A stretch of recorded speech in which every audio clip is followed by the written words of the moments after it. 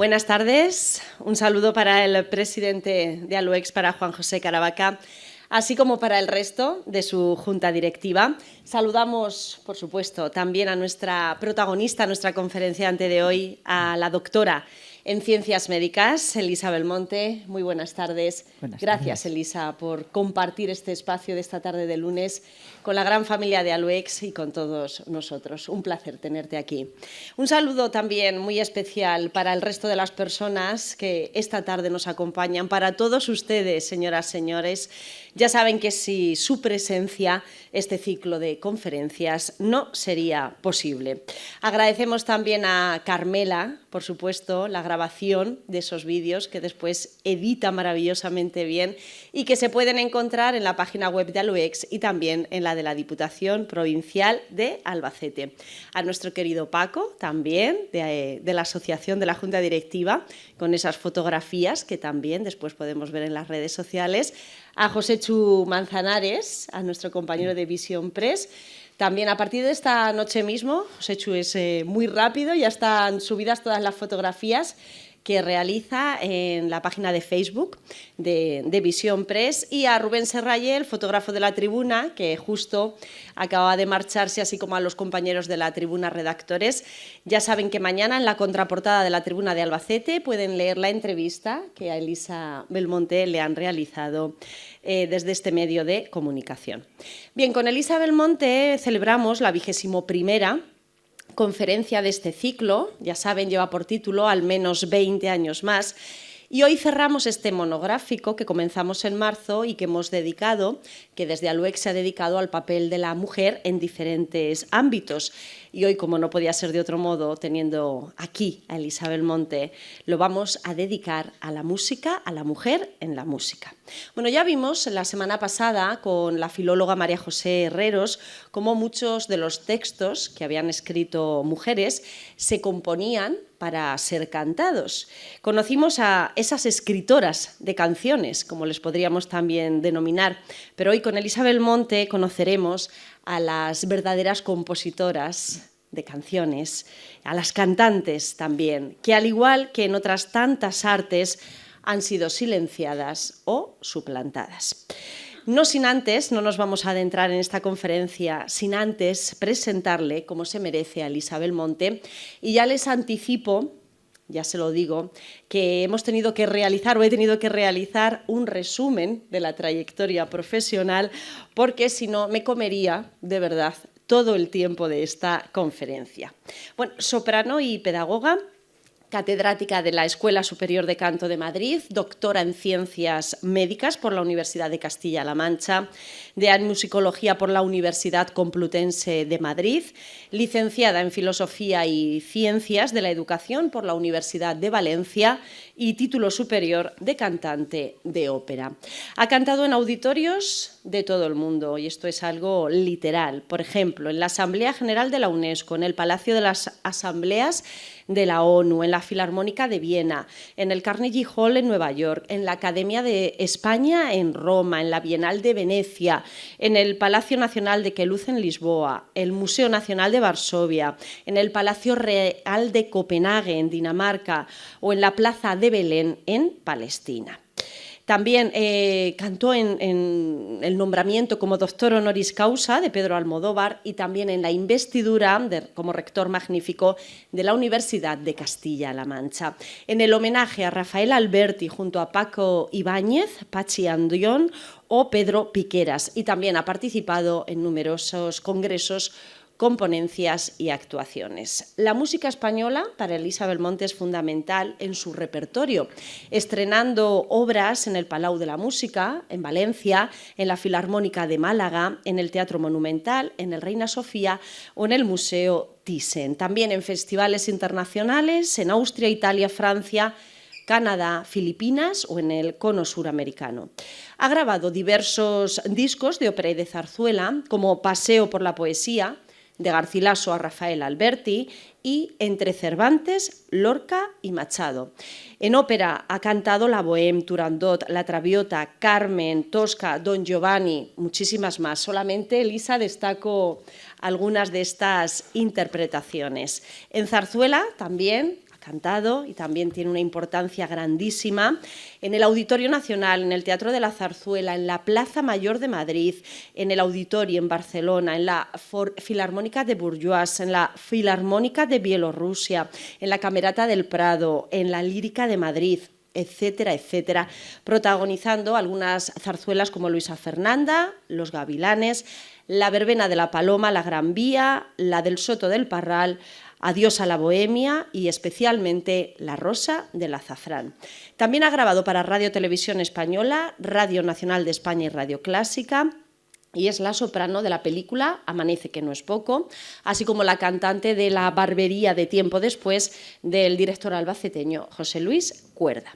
Está en posesión de numerosos premios. Destacamos alguno, el del diario La Tribuna, de La Verdad, el Consejo Social de la Mujer, Verdadera Dulcinea, Cadena SER, Oso y Madroño de Plata, miembro de honor del Festival de Quintanar de la Orden, Premio Morales Nieva, Rosa del Azafrán de Oro o Dulcinea Universal por el Ayuntamiento del Toboso. También, y esto es algo que la llena de orgullo, ha sido pregonera de la Feria de Albacete en el año 2001. Elisa Belmonte es especialista en el estudio y tratamiento de la voz hablada y cantada. Crea en Albacete en 1984 la primera consulta de voz de Castilla-La Mancha, donde ha impartido y además ha impartido cursos, seminarios y clases magistrales de canto en España y también en el extranjero. Es desde el año 2006 coordinadora artística del Día Mundial de la Voz en Madrid, que por cierto se celebra mañana, ¿verdad, Elisa? Y junto a la Sociedad Española de Otorrinolaringología, realizando diversas galas líricas y también el maratón de voz profesional. Académica de la Real Academia Hispanoamericana de Ciencias, Artes y Letras. Realiza su ingreso con un discurso titulado El arte del canto como vehículo de emoción. Qué bonito, ¿verdad? Es miembro del número del Instituto de Estudios Albacetenses, directora del Museo de Cerámica Nacional de Chinchilla desde 2019, también socia del Club de las 25, un club al que llega preocupada por la igualdad entre las personas, la igualdad entre hombres y mujeres y preocupada por los derechos de la mujer. Su labor investigadora, voy terminando, le ha llevado a publicar en 2017 Canto, Bases y Método. Ha sido profesora del Real Conservatorio Superior de Música. Les digo que podríamos seguir, pero nos hacemos una idea de esta gran trayectoria profesional y de esta gran mujer como es Elisa Belmonte. Y ahora ya sí, les dejo con la conferencia y que la disfruten. Muchísimas gracias por acompañarnos. Gracias. Gracias, señoras y señores. Buenas tardes y gracias especialmente a LUEX, que me da la oportunidad de dar un poco de visibilidad a algunas mujeres que están olvidadas. Yo creo que en una hora no hay mucho tiempo y a la vez es suficiente para que podamos, me gustaría como pedagoga, que al salir de aquí hayan aprendido o hayamos descubierto alguna de las mujeres que han sido muy importantes en la historia musical española, pero que han estado olvidadas por diversos motivos. Realmente la mujer no ha tenido visibilidad porque ha tenido que estar al amparo del marido, normalmente para poder cuidar la casa, la prole, y se veía como un oficio no para ganar el dinero, sino que ser música era más el divertimento, entretenimiento o una razón probablemente en determinadas áreas sociales de relevancia y que permitían el lucimiento de la hija, de la señora de la casa, pero sin ir más allá de lo que podría ser ganarse la vida a través de la música. Lo más difícil para mí será que yo domine bien las diapositivas y podamos llevar a los dos el PowerPoint y lo que tengo aquí para hablar. Creo que lo fundamental es darle la visibilidad a la mujer, no por el hecho de ser mujer, sino por la valía de las obras que han escrito, por la valía de instrumentistas, cantantes y las capacidades que muchas mujeres han tenido y que han tenido que ocultarse. Cuando hablábamos de suplantación, nos referíamos a una mujer que ahora está muy en boga y que gracias a Dios se le está dando mucha visibilidad, y es María Lejárraga. Ella fue una grandísima libretista, sobre todo escribió los libretos de las más importantes obras, sobre todo las de Manuel de Falla. Sin embargo, no pudo firmar con su nombre, firmaba con el nombre del marido. Lo único malo es que el marido no lo dejó dicho claramente, y entonces solo con algunos artículos, que uno de ellos leeré un trocito para que vean que efectivamente esto está asentado sobre una investigación seria. De las mujeres que quiero hablar, fundamentalmente son, primero, dos mujeres importantísimas en la música española. Sin embargo, incluso después hay quien ha dicho que no son españolas. Bueno, Pauline Viardot pidió la nacionalidad francesa, y son María Malibran y Pauline Viardot, o sea, María García y Paulina García.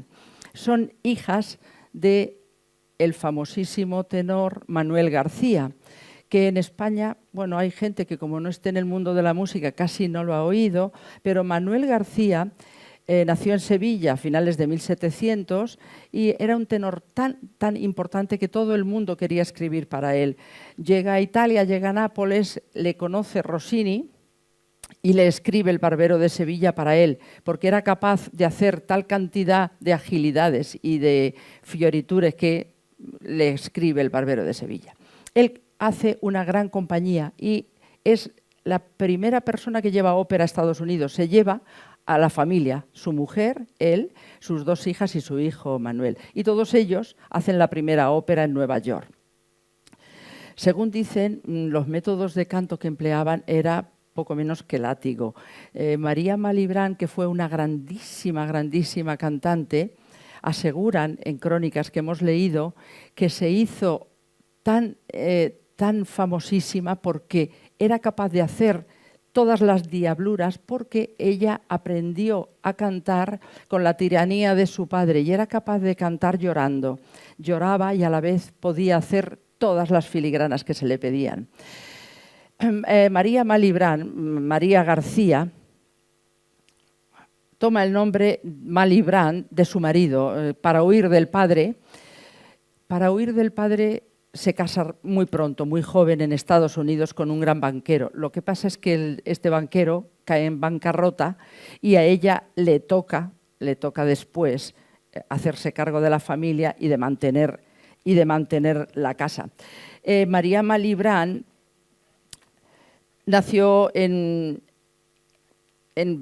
París, pero pronto la mandó su padre, la mandó a Londres, porque ellos venían a España y hacían giras, y estuvo en un colegio en Inglaterra. Y así pasa que con poquísimos años hablaba inglés, sobre todo primero hablaba español, italiano y francés perfecto, pero es que después, al llevarla a Londres, aprendió perfecto inglés.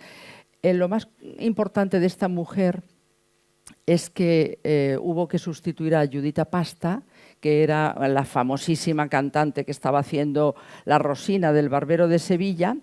Cayó enferma y ella la sustituyó y se aprendió la ópera entera con 17 años en 48 horas.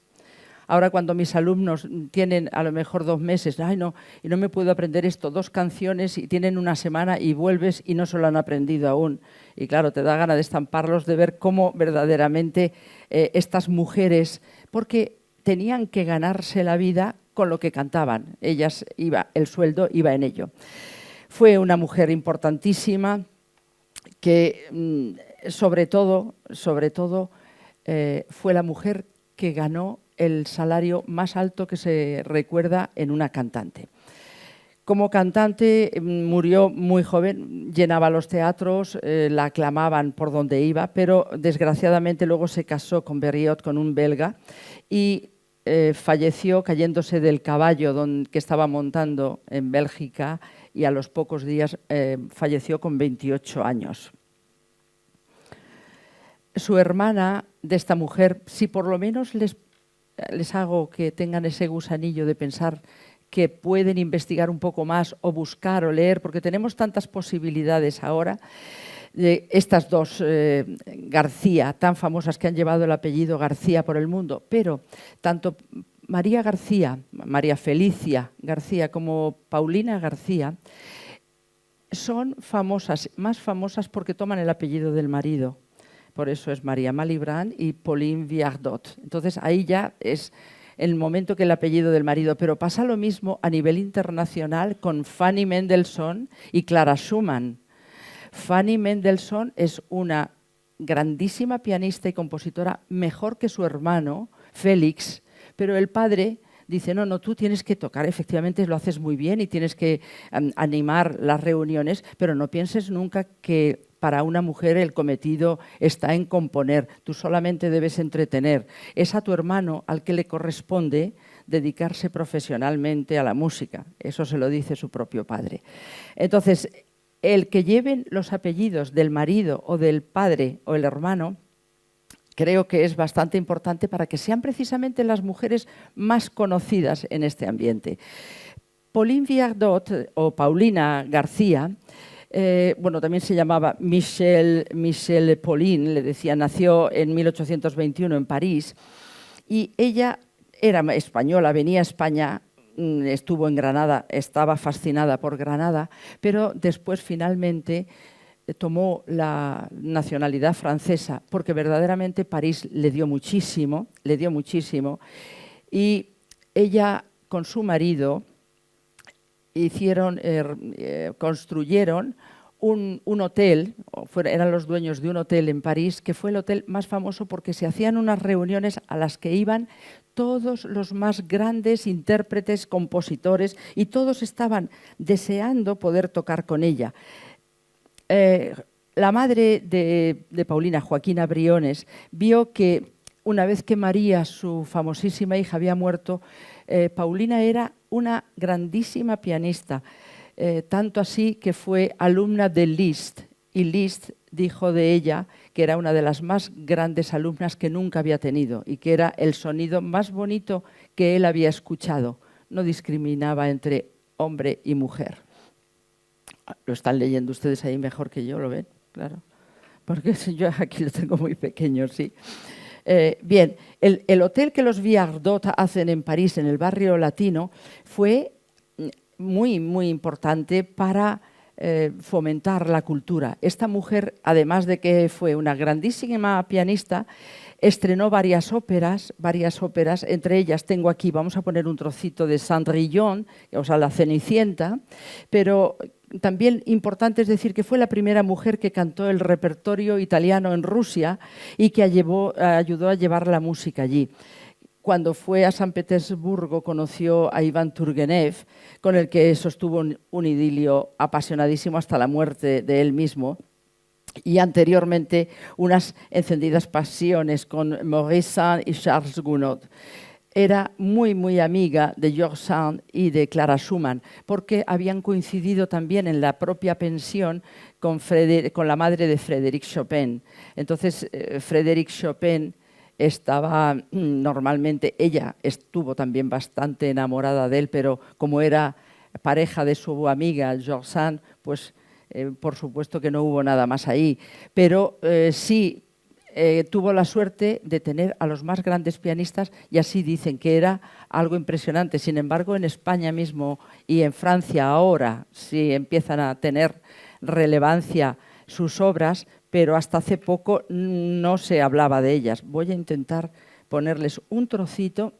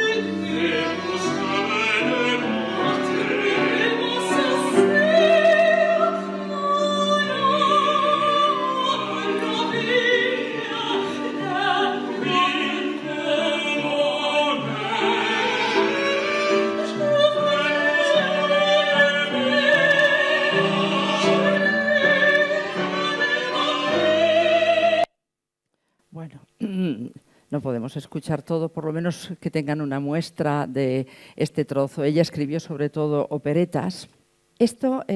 Pauline Viardot era una artista integral, era dibujante y era una persona que absolutamente abarcaba todas las artes. Cada vez que tenía una clase, hay otro dibujo, ya por no poner más dibujos, que está ella tocando a 4 manos con Gabriel Fauré. Aquí está en una clase, siendo más joven, con Frédéric Chopin, que pintó ella misma. Ella se pintó en este cuadro con Chopin. Y después ese otro con Fauré también es verdaderamente muy interesante ver que era compositora, pianista, una maravillosa cantante, absolutamente maravillosa, con una voz prodigiosa, y que aquí es lo que dice Franz Liszt de ella. Dice, desde su debut, Paulina Viardot se ha elevado a la altura de los poetas del arte, a la altura de las más brillantes apariciones dramáticas de su tiempo, y permanecerá siempre una de las mejores entre el grupo notable de la Pasta, Malibran, Ristori, Rachel. Además, ocupa lugar preferente y único por la diversidad de sus dones, en los que se condensa lo mejor que hay en el arte italiano, francés y alemán, por una cultura intelectual de primer orden, por un genio soberano, por la elevación de su carácter y por la sencillez encantadora de su vida privada. No puede decir más, indudablemente. Esta es Paulina García, ya de mayor, pero verdaderamente la aportación importante es ser capaz de haber combinado todo y haber sobrevivido. A esto yo creo que su marido le ayudó mucho, porque juntos llevaban el hotel, pero además él le acompañó continuamente y la apoyó en toda su trayectoria. Vamos a pasar del 19 al 20, aunque nacen las 2 o 3 mujeres de las que les voy a hablar, nacen en 1889, 90, 95, en ese final del siglo XIX, pero son mujeres ya del 20. Y voy a poner aquí, para que se den cuenta lo que les cuesta a estas mujeres, lo que les cuesta poder trabajar como mujeres para ganarse la vida, porque dice, aunque las características y los roles atribuidos a las mujeres tienen un fuerte condicionamiento social basado en la tradición, la religión se ve forzada por unas leyes.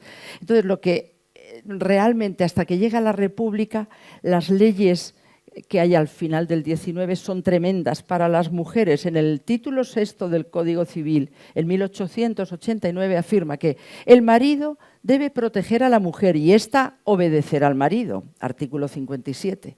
Que la mujer está obligada a seguir a su marido donde quiera que fije su residencia, artículo 58.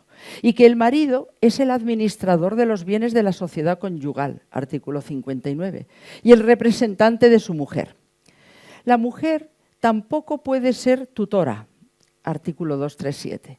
No puede formar parte del consejo familiar, artículo 294, ni puede ser testigo de los testamentos otorgados por otras personas, artículo 681. Los artículos dejan ver claramente que el margen de acción de la mujer en esta época está restringido legalmente por razón de sexo.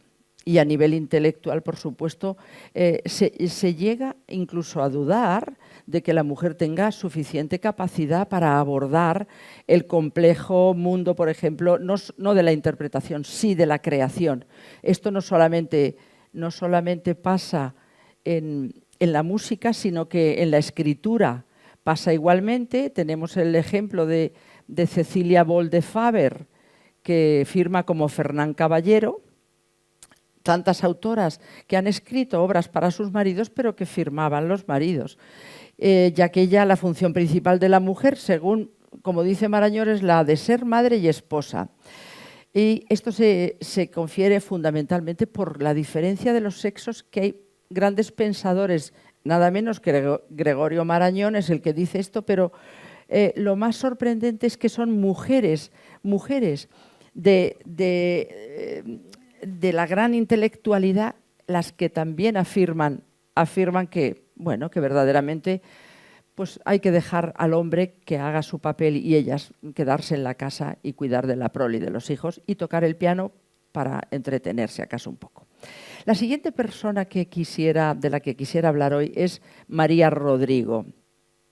María Rodrigo nace en 1881 y no muere en el 11. Esta es una foto del 11, pero no muere en el 11. María Rodrigo tuvo la suerte de tener un padre que les permitió a ella y a su hermana Mercedes, les permitió estudiar a fondo para ser no solo intérpretes, sino también compositoras. María Rodrigo va a Alemania a estudiar porque tuvo, con 23 años, cuando finalizó en el Conservatorio de Madrid sus estudios de música y composición, que además fue alumna de José Tragó, maestro de Manuel de Falla, va a Alemania con una beca que le da la Junta de Ampliación de Estudios para estudiar en Múnich. Allí es alumna de Anton Verwulbrunn, pero además recibe algunas clases de Richard Strauss. También fue compañera de Furtwängler y de Karl Orff. A su vuelta a España se dedica a dar clases, pero realmente no puede subsistir demasiado. Y entonces Joaquín Turina la apoya y habla bien de ella para que la contraten en el Teatro Real. Y entonces se hace pianista del Teatro Real de Madrid. Ahí en el Teatro Real fue la primera mujer, en el Teatro Real estrenó la primera ópera en España en 1915 que se llama Beckeriana.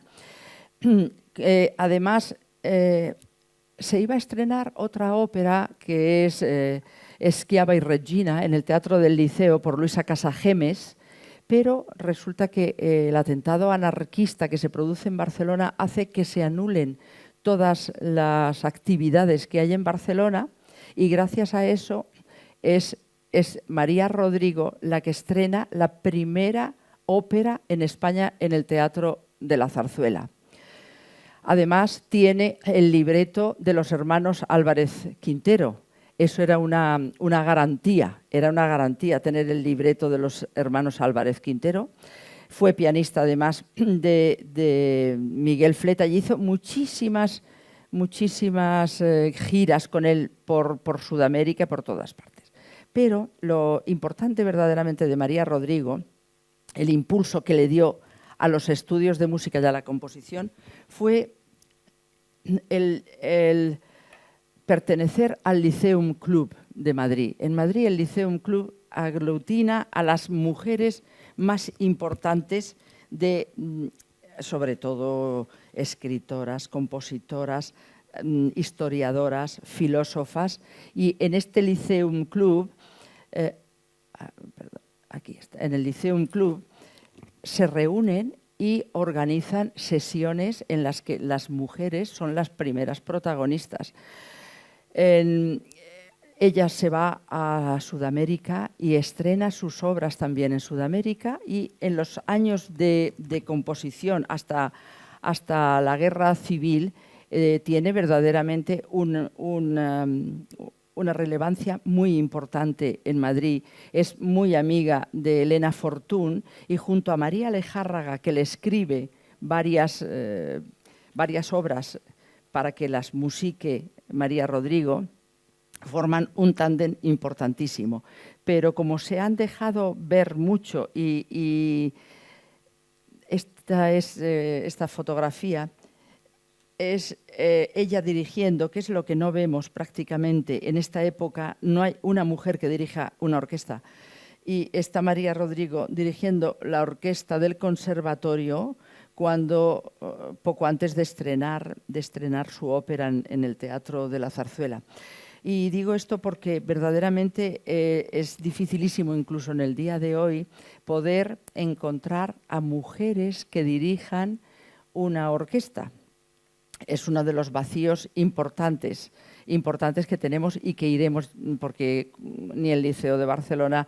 Ahora, afortunadamente, hemos tenido en el Teatro Real de Madrid La Pasajera, que ha sido una ópera maravillosa, durísima, muy dura, musicalmente también un poco dura. El tema es Auschwitz, La Pasajera, son dos mujeres que van en un buque, van desde Europa a Brasil, y son dos mujeres que se encuentran en ese transatlántico camino de Brasil.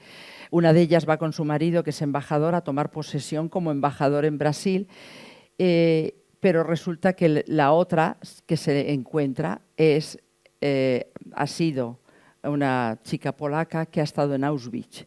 Y la mujer del embajador no ha dicho nada, pero resulta que era una de las guardianas de Auschwitz. Y se encuentran las dos, y verdaderamente es una ópera durísima, porque además el escritor polaco vivió en sus propias carnes esto, y la directora ha sido, es que no sé bien pronunciar su nombre, pero es una chica joven, así de Letonia, con 30 y pocos años, y verdaderamente era una satisfacción ver qué maravilla de dirección, y cómo la orquesta del Teatro Real ha funcionado y ha tenido unos sonidos que hacía tiempo que no escuchábamos en este Coliseo madrileño.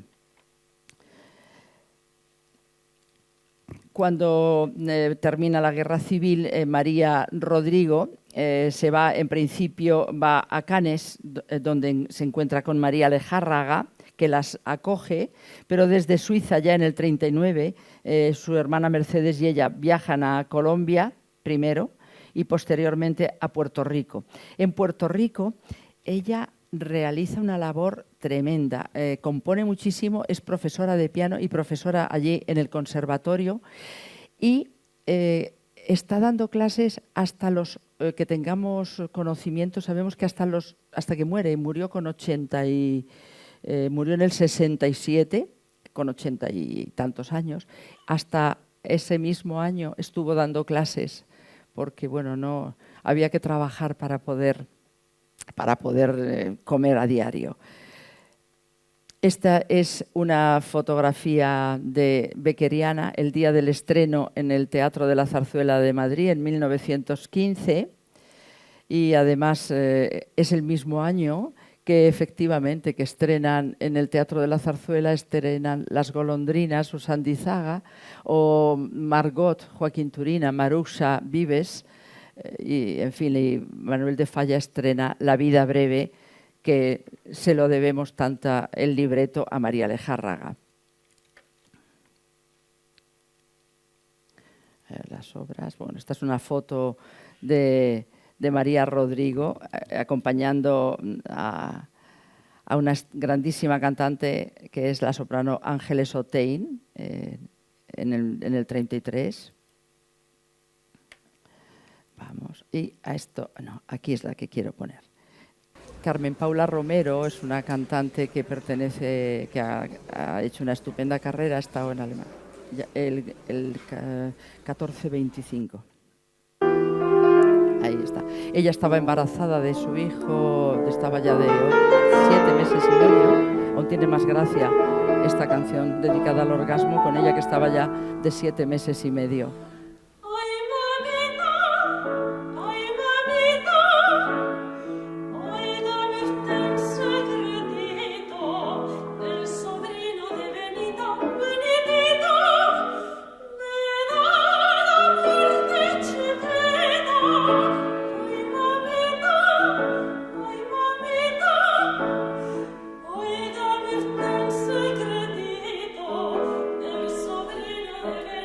Benedito.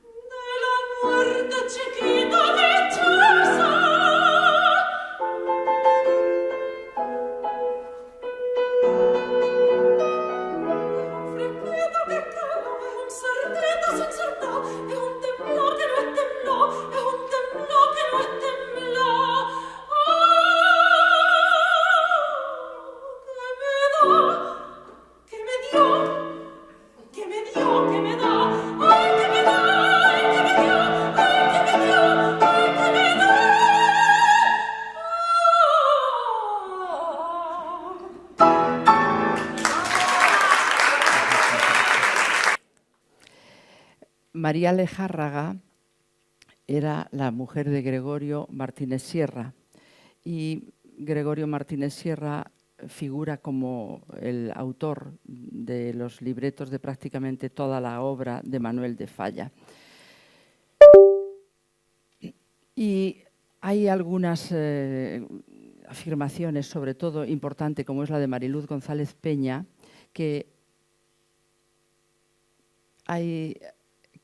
quien afirma que es la autora de sus obras por este artículo que les voy a leer muy cortito, y ustedes, si lo tienen en pantalla, lo pondrán a leer.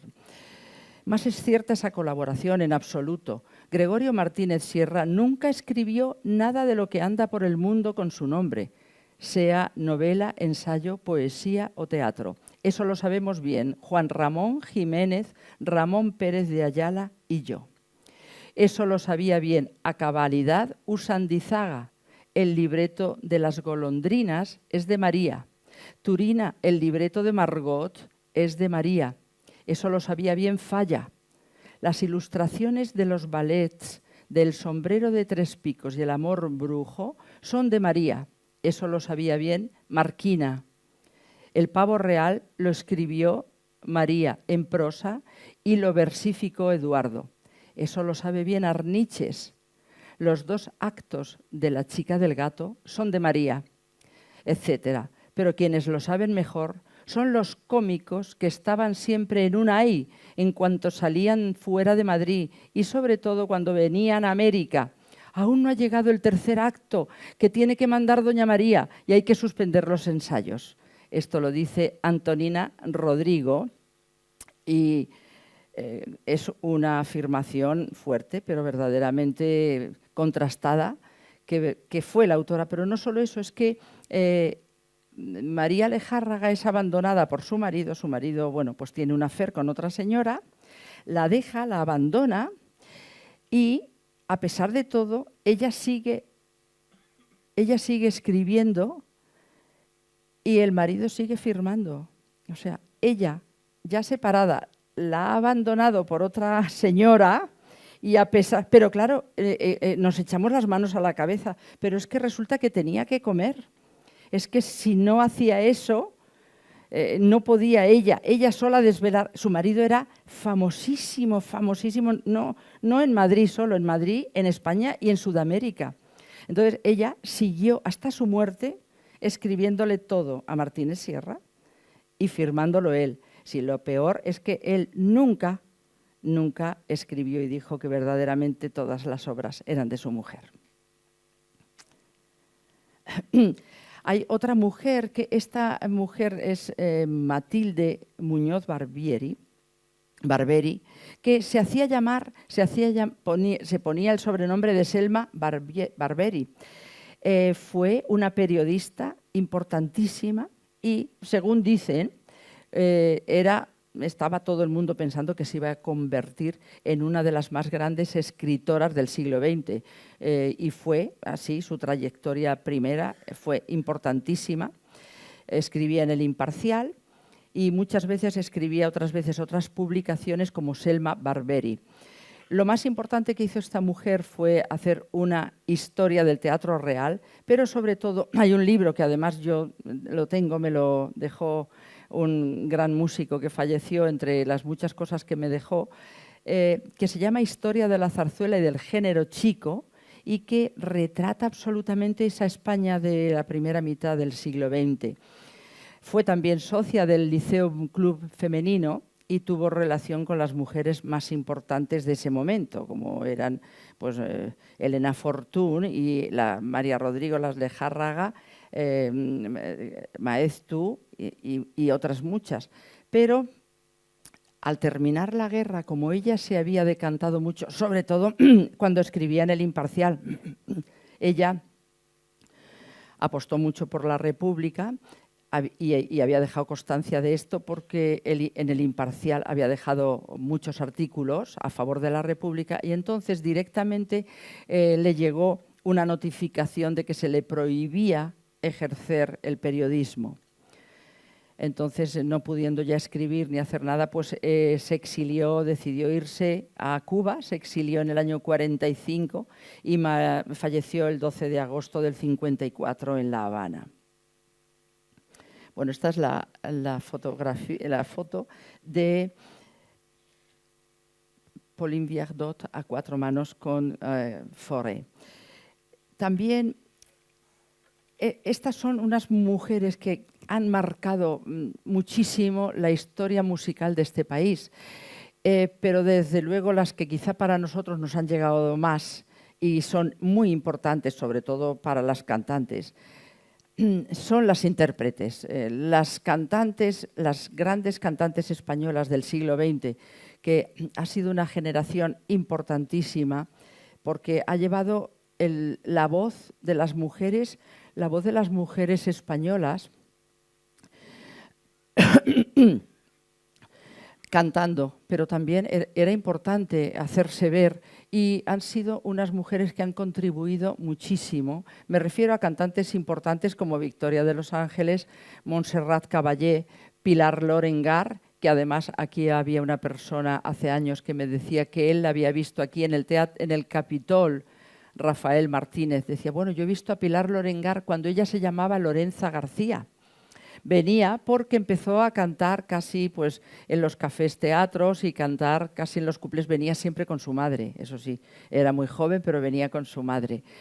Actuó en Albacete varias veces y después ya se puso el nombre de Pilar Lorengar porque era de Zaragoza y Lorenza García pues no era muy eufónico, con lo que Pilar Lorengar se hizo. Así, fue una grandísima cantante que en España a lo mejor quizá no sea tan conocida porque se casó en Alemania con un director alemán y se quedó a vivir en Berlín durante muchos años. Pero para mí ha sido la intérprete de música española mejor de todos los tiempos. Hay otras que son mejores en otras cosas. Teresa Berganza ha cantado también muchísimo y es estupenda, era estupenda.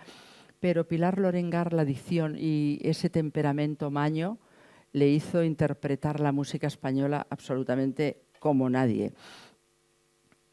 Después de esto hay autoras importantes, compositoras, pero compositoras yo no podría empezar a dar una lista porque además dar una lista de compositoras pues no acabaríamos nunca. Hay ahora mismo, afortunadamente, una cantidad de mujeres jóvenes que están componiendo, pero es muy difícil llegar a los ámbitos elevados, a que se estrene una obra. Es difícil para cualquier chico que estudia composición y las mujeres pues lo tenemos también difícil. De ese grupo de mujeres, pues hay algunas como Teresa Catalán, Pilar Jurado, que son personas, Marisa Manchado, muy conocidas, que están haciendo una gran labor, pero yo creo que la labor más importante que estamos ahora viendo, reconociendo, son a las mujeres jóvenes que están componiendo probablemente desde otro ámbito, no solamente desde el ámbito clásico, de la música clásica. Es decir, las voces de las mujeres jóvenes se están dejando oír muy bien y están, no sé, levantando un poco la voz para tener su espacio. Así, por supuesto, que en Albacete para nosotras es un honor tener a cantautoras como Rosalén, ahora Carmento, que está también tan en boga, y algunos grupos muy importantes. Pero tenemos el grupo de Vulvaló, que es un grupo de rockeras fantásticas que llenan salas en Madrid, que llenan salas en Alicante y que son de Albacete y que, bueno, que hay que apoyarlas porque verdaderamente el mundo del rock también ha sido un mundo muy masculino. O sea, no nos creamos que ahora hay un grupo de rockeras, no, esto es una pica en Flandes también, que estas chicas de Albacete puedan ir a Madrid y llenen una sala de fiestas hasta arriba, porque bueno, hay esta reticencia porque el mundo del rock también ha estado muy, muy sometido. De todas formas, las mujeres compositoras, intérpretes, tienen un legado y tienen una importancia en cuanto a contar. Es muy importante que con sus canciones, ahora mismo que la zarzuela incluso la ópera. La ópera es muy difícil estrenar, que te programen una ópera, pero sin embargo con las canciones en pequeño formato podemos llegar, que con Internet, con YouTube, con Google y demás, estamos absolutamente entrando en todas las casas. Por eso es tan importante la labor que están haciendo las jóvenes y las no tan jóvenes, porque tenemos a Sole Jiménez, que lleva muchos años también trabajando muchísimo a favor de las mujeres para dar esa visibilidad que no hemos tenido, pero con las canciones pequeñas creo que podemos llegar más, sobre todo a la gente joven, porque quizá lo que más me preocupa no es la no visibilidad, sobre todo en la lírica, que es complicado porque se pide hoy en día también que en la lírica la estética y la figura son fundamentales. Una señora de edad o de demasiados kilos o no muy agraciada, es bastante difícil que pueda entrar en ese mundo. Por lo tanto, las cantautoras, desde su pequeño rincón, creo que están haciendo una labor muy importante y que tenemos que tenerlas bastante en cuenta, porque están contando la realidad de lo que está pasando en este siglo XXI, que ahora nos pilla tan convulso, y que con 3 minutos, con 4 minutos, es muy difícil ahora grabar un LP como se hacía antes con 16 obras, pero sin embargo sí podemos estar en muchos ámbitos con esas melodías que están denunciando el que poco a poco podamos estar ahí, no solo en las casas, en la cabeza y en la manera de pensar, que podamos influir en la gente joven, porque bueno, también vemos que hay una manera también de la gente joven de, no te digo sometimiento o de control, que las mujeres tenemos que intentar trabajar para dar la visibilidad a lo que queremos hacer. Y lo que queremos hacer hoy en día es no solo ser intérpretes, sino poder componer, que se graben nuestras canciones y que se canten. En España, la época segunda mitad del 19 es una época importantísima, porque en España se componen cientos, miles de obras de teatro lírico español. Esto hace que haya una producción inmensa. Hay que tener en cuenta que España tiene el doble de producción que Italia, pero Italia lo vende mejor, porque nosotros siempre tiramos bastante por tierra lo nuestro. Pero cuando se hace esto, están contando también la realidad. Ahí aparecen obras como La Gran Vía o como las que están contando las historias de Madrid, y están contándonos qué es lo que pasa en la calle, qué es lo que está pasando en la calle. Así también las mujeres están involucradas en un teatro lírico en el que normalmente siempre es triángulo amoroso, el estatus social, y la mujer está más o menos subyugada. Casi siempre el triángulo es que a ella le gusta el que no le interesa, y le interesa uno que no es el que le gusta, que es el que tiene dinero o es el que es más mayor, pero lo quieren casar con ella. Y en esos triángulos amorosos aparecen, además de esto, que es todo siempre como más frívolo, y también se componen muchas obras muy frívolas, muy frívolas. Tengan en cuenta que en el género chico se hace y se llama género chico, porque es zarzuela, no porque sea pequeña, sino porque es zarzuela de un acto. Y en ese momento en España se componen cada día. No había televisión, no había cine aún, entonces los compositores españoles tienen que componer cada semana una zarzuela distinta.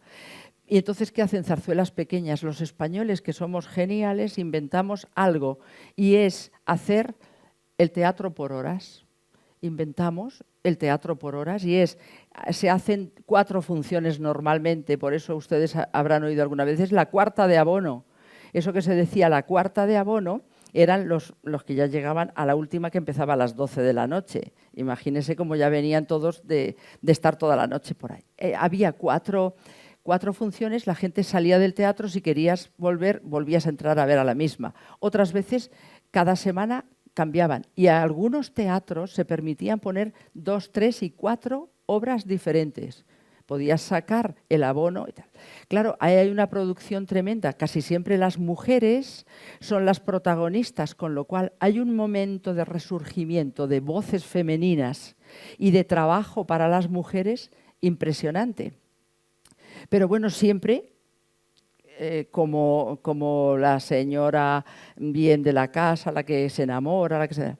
Y encontramos, sin embargo, una zarzuela, hay una zarzuela que es muy reivindicativa.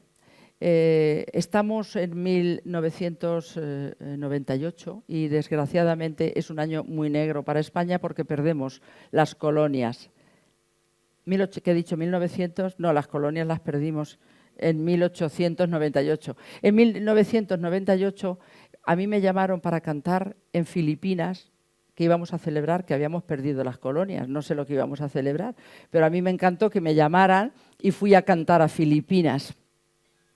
Y efectivamente habíamos perdido las colonias, España estaba muy de baja, de ánimo muy caído, y Fernández Caballero, que es uno de los más grandes compositores de zarzuela y de género chico, compone Gigantes y Cabezudos.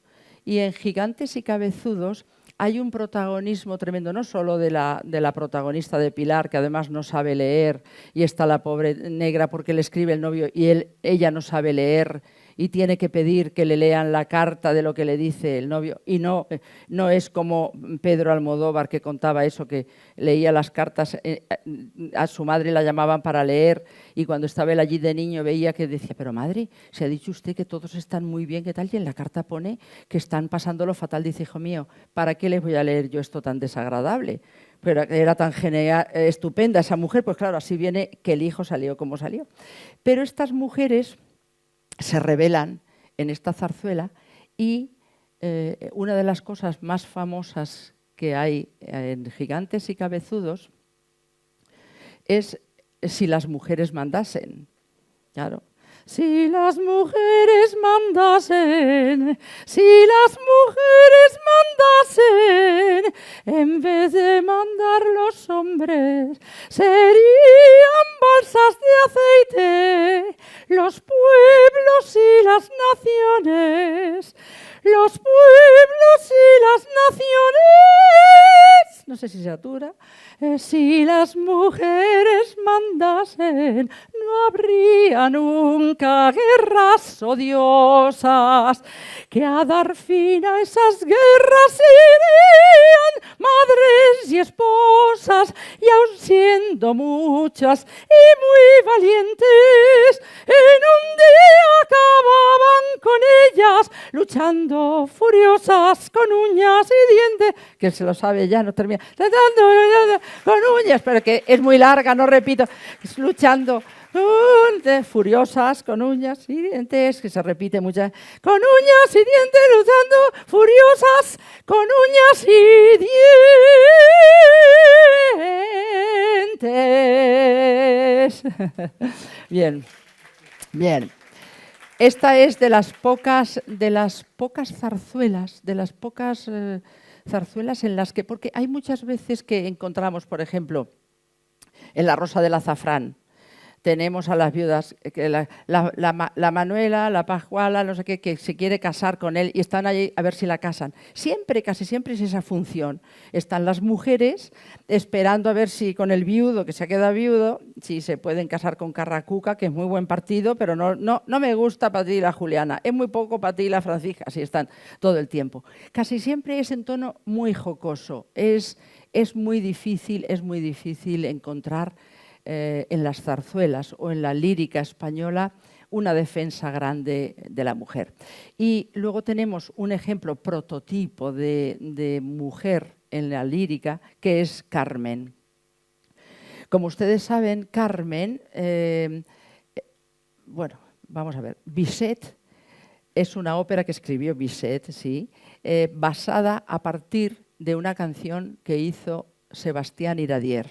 Sebastián Iradier era un grandísimo compositor español, que, entre otras cosas, compuso la famosa paloma que todos ustedes conocen. Cuando salí de La Habana, válgame Dios, nadie me ha visto salir si no fui yo. ¿Se la saben? ¿La cantan conmigo?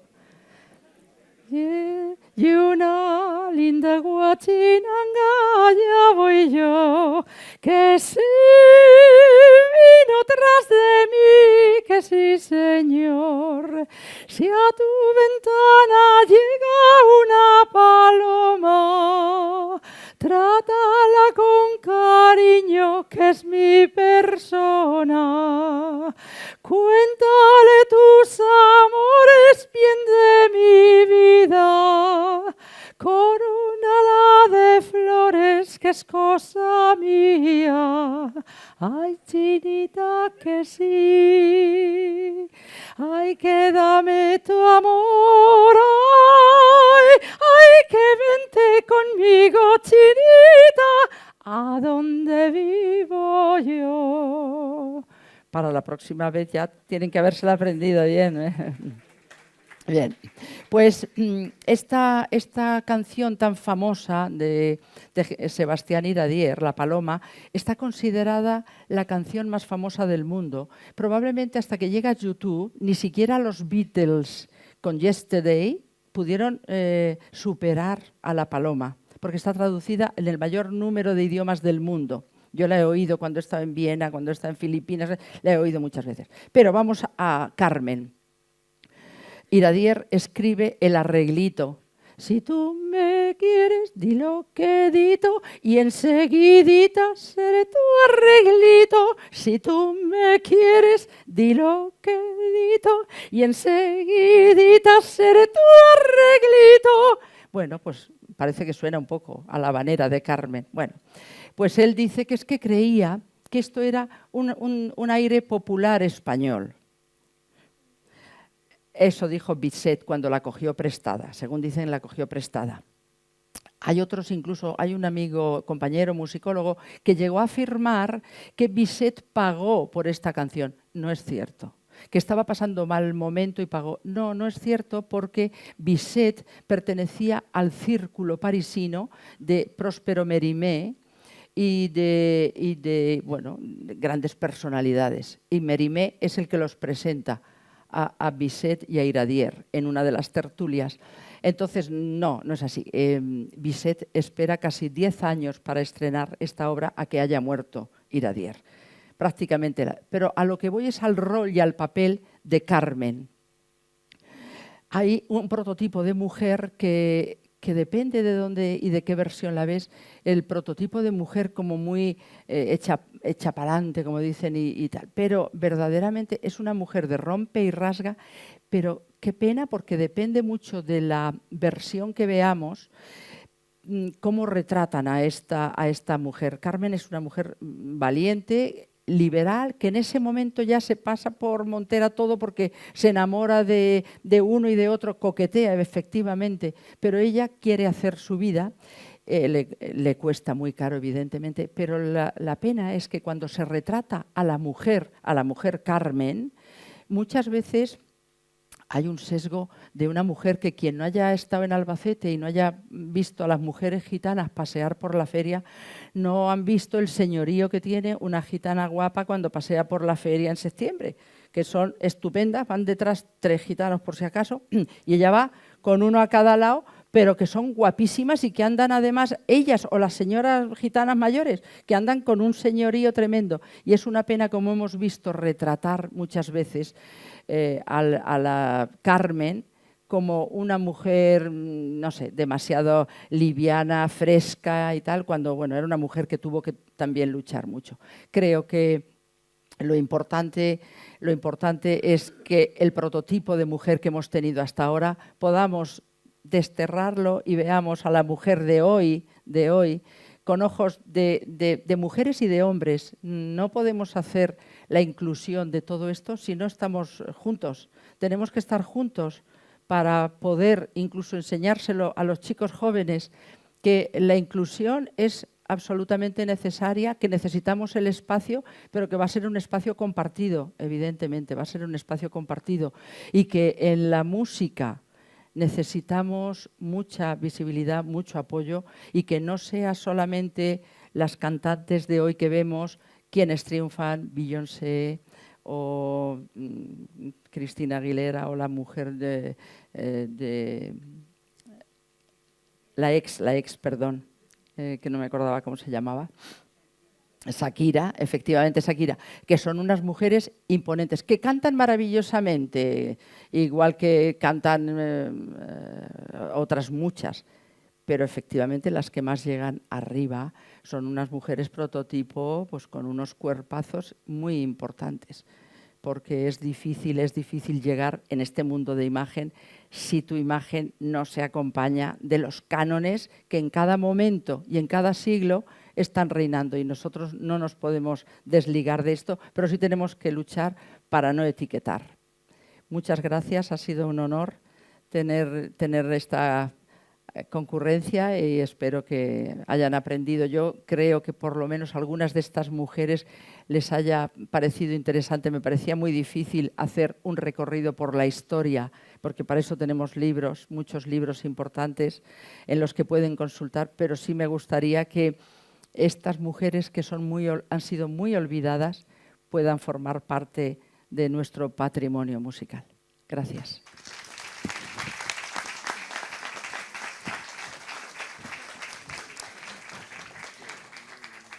Muchísimas gracias, Elisa. Bueno, pues ha sido un placer no solo escucharte en la conferencia, sino también escuchar tu voz y cómo has interpretado. Gracias, Elisa, de Muchas verdad. gracias, Un honor gracias. y un placer, como siempre. Gracias. Hay un poquito de tiempo para alguna pregunta, por si quieren formulársela, si quieren hacer alguna pregunta o comentario. Tenemos algunos minutos todavía para aprovechar. ¿Dónde? Ah, voy para allá. Un segundito, que Sí, si no, no se graba ya y, mientras tanto y les no se diré, escucha. Bueno, que mañana es el Día Mundial de la Voz. Estamos con la voz de la mujer y sí, la verdad que mañana para los que nos dedicamos a la voz, y para las mujeres es importante celebrar el Día Mundial de la Voz, que lo vamos a hacer en Madrid, en la Escuela Superior de Canto. En principio seremos más de 80 participantes, cantantes, pianistas, directores de orquesta, de escena, actores, periodistas. Y bueno, si están por Madrid alguno de ustedes, pues les invitamos a la Escuela Superior de Canto en San Bernardo 44, allí estaremos. No, nada, que no sé. Sí, ya está encendido. Que había algunas intérpretes famosas, líricas, que te las has dejado un poco en la... Sí, a Montserrat Caballé, me he dejado a Montserrat Caballé, que yo fui alumna de ella además, y con la que tuve una buena relación. Ahora tengo muy buena relación con su hija Monsita. Alicia de la Rocha, grandísima pianista. Yo había hecho también un listado grande, pero... Y Teresa. Teresa Berganza ya la he nombrado, sí. Y indudablemente las intérpretes son muchas, pero esas son quizá las más conocidas. Las intérpretes, ¿para qué voy a hablar yo de intérpretes que tienen biografías maravillosas? Para mí quizá le debía haber titulado Las mujeres olvidadas, o estas músicas olvidadas que han hecho tanto y que conocemos muy poco, pero incluso compañeros y compañeras de profesión no conocían a estas mujeres. Gracias. ¿Alguna cuestión más? ¿Sí? ¿Querían decir algo por aquí? Ah, no. ¿Nada? Bueno, muy bien, pues, nada, pues lo damos muchas por gracias. finalizado. Gracias. Entonces. Y vamos a pedir a nuestro presidente, a Juan José Caravaca, por favor, que nos acompañe en este escenario. ¿Puedo quitar esto? Sí. Sí. Elisa, ¿puedes quitártelo ya? ¿Te ayudo un poquito? Cuidado, no te estires. Ah, sí. Muy bien. Si puedes colocarte delante, quítatelo de ahí también. Sí.